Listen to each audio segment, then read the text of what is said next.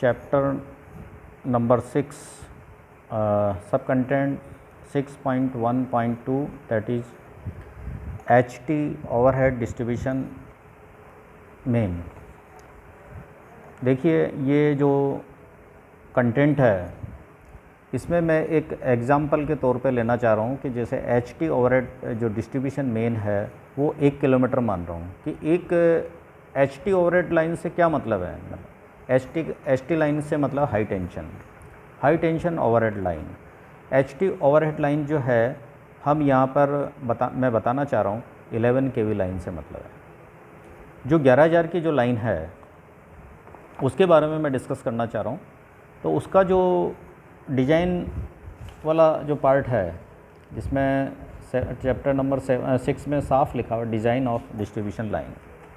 तो डिज़ाइन से ये मतलब है कि इस HT लाइन यदि हमें कहीं इरेक्ट करना हो तो उस HT लाइन के लिए हमें क्या क्या चीज़ों की ज़रूरत पड़ेगी और कैसे हम जो हैं इसका और उसमें कौन कौन सी चीज़ें जो हैं जो मतलब मटेरियल्स की लिस्ट की ज़रूरत पड़ेगी और हम इसको पता कैसे करते हैं कि इसके अंदर इतना मटेरियल जो है इस लाइन के अंदर लगेगा।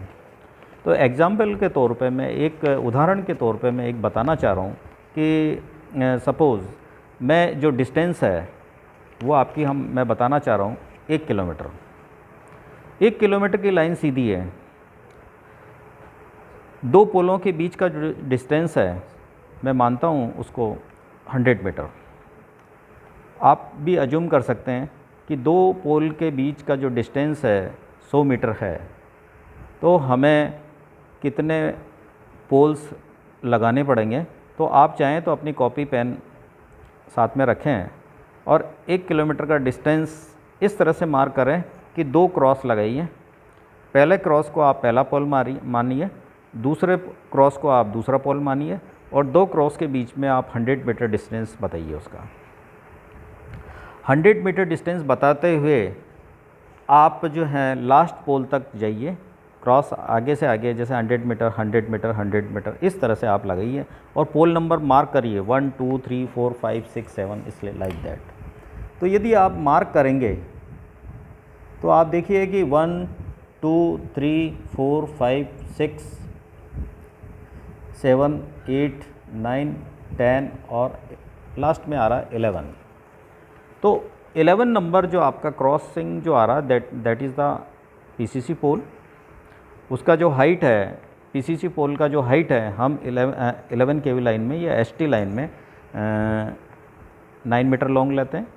LT लाइन के अंदर हमने आपको पहले हमारे लेक्चर के अंदर बताया था कि हम उसका जो PCC पोल का जो लेंथ है वो 8 मीटर लेते हैं। तो यहाँ पर यदि हम इंडेक्स तालिका बनाते हैं, टेबल बनाते हैं मटेरियल लिस्ट की, डिज़ाइन करते हैं, डिज़ाइन का आपने चित्र बना लिया, इसमें आप सीधी लाइन बना दीजिए और क्रॉस कर लीजिए।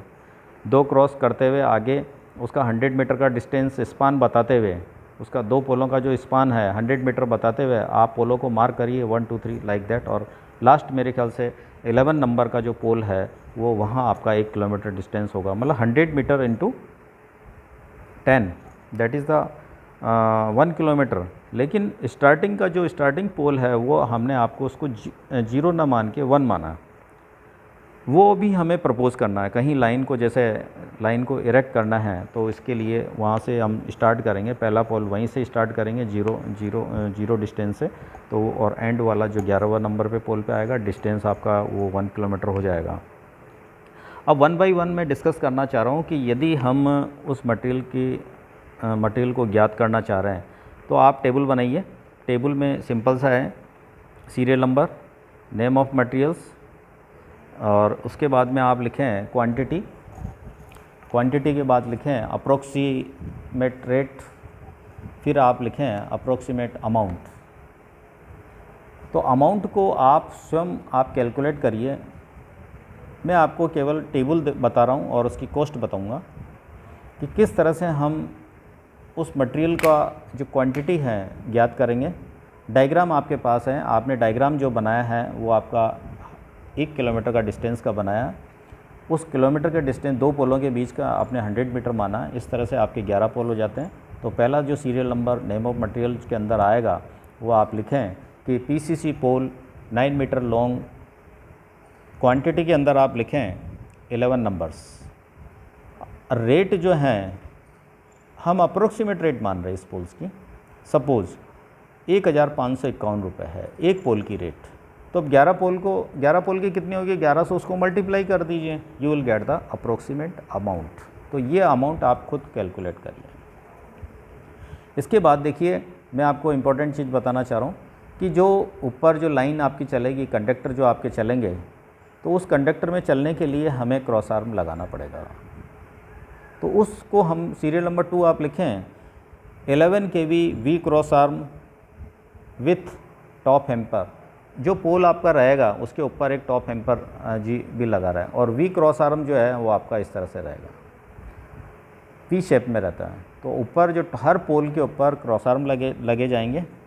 तो जितने जो है जितने पोल हैं उतने ही ब्रैकेट लगेंगे। तो उस ब्रैकेट में आप मैं एक इम्पॉर्टेंट चीज़ बताना चाह रहा हूँ कि starting point that is pole number 1 और end pole that is pole number 11, इस पे आप जो हैं वो 11 kV ब्रैकेट लगाएंगे। 11 kV ब्रैकेट 4 फीट लॉन्ग एपेंस एंगल का बना होता है। तो स्टार्टिंग पोल और end pole that is pole number 1 end 11 पर आप ब्रैकेट लगाएंगे। 11 kV ब्रैकेट जिसे बोल रहे हैं 4 feet long, that is quantity is 2। तो रेस्ट जो आपके पोल रहे हैं 9 पोल, उस पर जो चीज़ लगेगी वो आपकी रहेगी 11 kV V cross arm with top hamper. तो 9 जो आपके क्रॉस आर्म लगेंगे और 2 जो हैं वो आपके 11 kV ब्रैकेट्स लगेंगे 4 फीट के। तो इस तरह से 9 और 2 दोनों मिला के 11 हो जाते हैं। जितने पोल हैं उतने ही हमें अपने ब्रैकेट लगाने हैं। तो ब्रैकेट में 2 ब्रैकेट लगेंगे और 9 जो है क्रॉस आर्म, वो एक जस्ट लाइक ए ब्रैकेट का ही रूप है। तो उसका शेप जो है अलग है, वो स्ट्रेट है और ये वी शेप में है, बस इतना सही, इसलिए हम इसको वी क्रॉस आर्म बोलते हैं। और उसके ऊपर जो पोल के ऊपर जो चीज़ लगेगी वो आपका टॉप हेम्पर कहलाएगा। तो इसमें जो 3 वायर चलते हैं 11 kV में 3 वायर्स चलेंगे। वायर्स का यहाँ पर कंडक्टर बोलेंगे हम, ECSR, वीजल कंडक्टर कह दीजिए, स्क्वायर कंडक्टर कह दीजिए, लाइक दैट। अब देखिए थर्ड नंबर जो है लिस्ट ऑफ मटेरियल के अंदर मैं आपको बताना चाह रहा हूँ MS क्लैंप। MS क्लैंप जो आपका क्रॉस आर्म या ब्रैकेट लगा उसको पोल पर टाइट करने के लिए हम जो है क्लैंप लगाते हैं। तो क्लैंप का जो साइज़ है वो 50 × 6।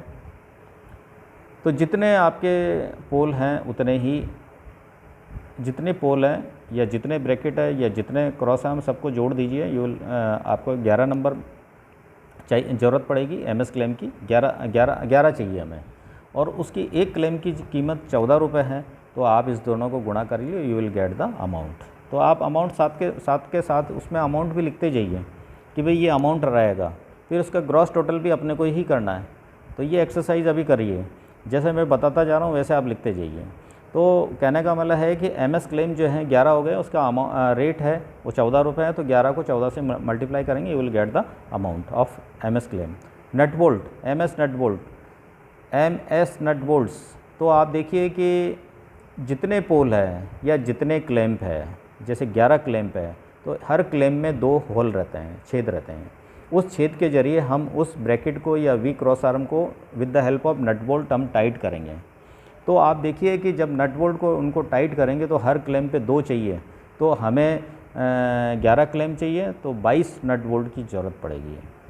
अब हम देखिए एक एग्जांपल के तौर में मैं थोड़ा सा उदाहरण दे रहा हूँ। एक नट बोल्ट का वज़न यदि हम 100 ग्राम मानते हैं, चूँकि नट बोल्ट का वज़न जो है मार्केट में वज़न के हिसाब से मिलता है, किलोग्राम के हिसाब से मिलेगा, ग्राम के हिसाब से मिलेगा, किलोग्राम के हिसाब से मिलेगा। तो हम यहाँ पर उसको 100 ग्राम मान रहे हैं, तो 22 नट बोल्ट की हमें ज़रूरत पड़ी, तो ग्राम हो गया 2200 ग्राम। अब आप देखिए 2200 ग्राम है, लेकिन बाज़ार के अंदर ग्राम या किलोग्राम, जनरली किलोग्राम के अंदर जो नट बोल्ट मिलेंगे। तो आपका जैसे 1 किलो का एक किलो की रेट 37 रुपये 75 पैसे है, तो आपका जो ग्राम इसको जो है उसको आप किलोग्राम में चेंज कर लीजिए, तो 2.2 किलोग्राम हो गया। तो ये 2.2 किलोग्राम क्वांटिटी हो गई। तो उसको आप 37 रुपये 75 पैसे रेट लिख दिया, इसको इससे गुणा कर दीजिए, will get the amount. Clear? तो ये 22 जो नट बोल्ट आपके आए हैं उसको हमने 100 ग्राम, एक नट बोल्ट का वज़न 100 ग्राम आ रहा है, तो 22 नट बोल्ट का वज़न 2200 ग्राम आ गया। उसको हम किलोग्राम में चेंज करेंगे तो 2.2 किलोग्राम आ गया। 2.2 किलोग्राम को 37 रुपये 75 पैसे से यदि गुणा करेंगे तो आपको वो अमाउंट मिल जाएगा। ठीक है। नेक्स्ट जो है 11 kV पिन इंसुलेटर। देखिए इसमें इंपॉर्टेंट जो चीज़ मैं बताना चाह रहा हूँ, 11 kV pin insulator with pin, starting pole और एंड पोल को आप छोड़ दीजिए, जो कि 11 kV 4 फीट लॉन्ग ब्रैकेट जो लगाया उसको आप फ़िलहाल छोड़ दीजिए, छोड़ेंगे। और बाकी के आपके 9 जो क्रॉस आर्म है उसको आप अलग छोड़ दीजिए। तो कहने का मतलब 9 का मैटर अलग कर दिया, 2 का मैटर अलग कर दिया।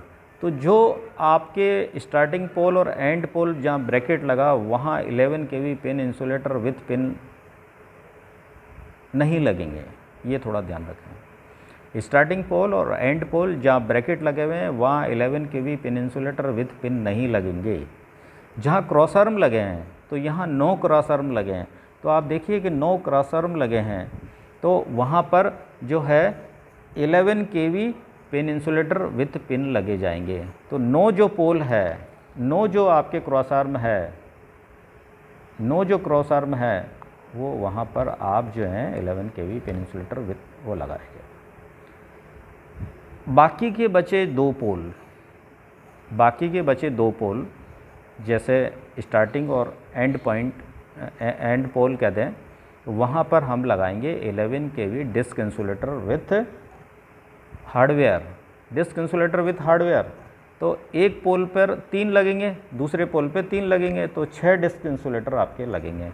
उसकी रेट 300, जैसे 6 डिस्क इंसुलेटर यदि हम लेते हैं तो 6 डिस्क इंसुलेटर, एक डिस्क इंसुलेटर की रेट जो है 385 रुपये 50 पैसे है। तो और जो आपके 6 हैं उसको आप 385 रुपये 50 पैसे से गुणा कर दीजिए। You will get the total amount of the disc insulator.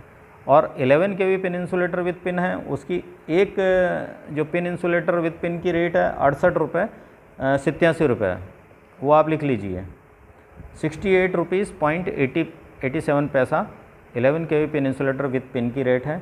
तो हमने आपको 9 पोल बता रहे हैं और हर एक पे 3 लगे जाएंगे, तो आपके 27 जो हैं वो आपकी पिन इंसुलेटर हो गए। तो आपको 68 रुपये 87 पैसे से गुणा करेंगे, you will get the amount. इसी तरह से आपका स्टे सेट रह गया। Stay set starting pole end point पे जो है वो स्टे सेट लगाएंगे, तो 2 स्टे सेट की ज़रूरत पड़ेगी। एक स्टे सेट की रेट 380 रुपये है, तो आप 2 को आप मल्टीप्लाई कर दीजिए। लास्ट में एक इम्पॉर्टेंट जो चीज़ रह जाती है वो है ACSR weasel conductor. ACSR weasel conductor, conductor को देखिए 3 वायर है, 3 कंडक्टर हैं, 1 कंडक्टर का डिस्टेंस 1 किलोमीटर आ रहा है। मतलब 3 वायर का जो कंडक्टर का जो डिस्टेंस है, एक कंडक्टर का डिस्टेंस 1 किलोमीटर आ रहा है, दूसरे का 2 हो गया, तीसरे का 3 हो गया। तो 3 वायर हमें चाहिए, 3 कंडक्टर चाहिए, तो उसको 3 से मल्टीप्लाई करें तो we will get the 3 kilometre. लेकिन 3 किलोमीटर से काम नहीं चलेगा। 3 किलोमीटर के साथ में चूँकि वायर को, इस कंडक्टर को आपको किसी जंपर वायर के लिए भी, जंपरिंग के लिए भी काम में लेना पड़ेगा, काटना भी पड़ेगा, शॉर्ट भी हो सकता है। तो हम उसका जो अमाउंट का 5% एक्स्ट्रा लेना पड़ेगा। जो 3 किलोमीटर है उसको आप 0.150 जो आपका किलोमीटर है उससे और जोड़ दीजिए, क्योंकि 3 किलोमीटर का 5% और जोड़ना पड़ेगा। तो 3 तो अलग लिखें, 3 + 0.150, तो दोनों को ये ऐड करेंगे तो 3.150 आपका डिस्टेंस हो गया। तो ये आपका ACSR विज़ल कंडक्टर हो गया, इसका मतलब डिस्टेंस आ गया। अब आप उसका जो रेट है, 1 किलोमीटर का डिस्टेंस 12,690 रुपये आ रहा, 12,690 रुपये, सॉरी 12,680 है बुक के अंदर। जो पुरानी जो रेट लिस्ट जो भी है वो मैं एग्जांपल के तौर पे बता रहा हूँ, इसकी रेट आज की तारीख में ज़्यादा होगी। लेकिन जो रेट मैंने पहले जो वाले जो हर आइटम की बताई उसके प्रोपोर्शनली रेट जो है ACSR विज़ल कंडक्टर की बता रहा हूँ, उसकी रेट उस टाइम के हिसाब से 12,680 रुपये पर किलोमीटर थी। तो आप 12,680 रुपये को 3.150 से गुणा कर दीजिए, you will get the total amount of ACSR weasel conductor. इस तरह से आप पूरा आपका जो रेट लिस्ट निकाल ली उसको आप जो है टोटल कर लीजिए, अप्रोक्सीमेट को आप जोड़ दीजिए, will get the total estimate of the HT overhead distribution main line up to 1 kilometer. Is it clear? Okay. Thank you.